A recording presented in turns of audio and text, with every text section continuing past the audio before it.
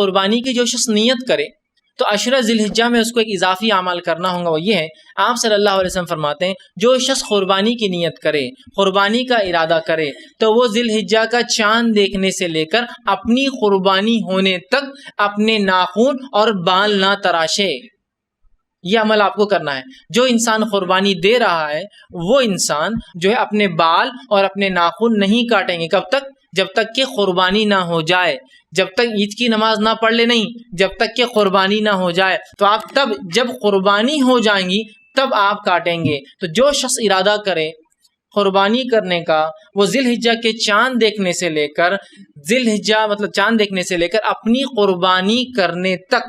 قربانی کرنے تک بال اور ناخن نہیں تراشیں گا، ٹھیک ہے؟ تب جو شخص ارادہ کر رہا ہے قربانی کا، ذی الحجہ کا چاند دیکھنے سے لے کر اپنی قربانی تک۔ اور کچھ علماء نے جو ہے اس چیز کو حرام قرار دیا کہ کسی شخص کے لیے کہ ذی الحجہ کا چاند دیکھنے سے لے کر اپنی قربانی تک ناخن اور بال تراشے، ٹھیک ہے؟ یہ اہم بات ہے، لیکن لوگ اس کو معمولی کہتے ہیں اور جہاں کوئی اہمیت نہیں ہے اس کو بڑی اہمیت دیتے ہیں۔ جیسا اگر کوئی کاٹ لے، کوئی کہے بھائی یہ دنوں میں منع ہے، کیا ہوتا کر لیے تو؟ یہاں شریعت بتا رہی ہے اور اس کو چھوڑنے کے لیے بولتا ہے نہیں کرے تو کیا ہوا؟ جہاں شریعت نہیں بتاتی ہے وہاں پوچھتا ہے کہ کر لیے تو کیا ہوا؟ یہ ہمارا آج کا مزاج ہے۔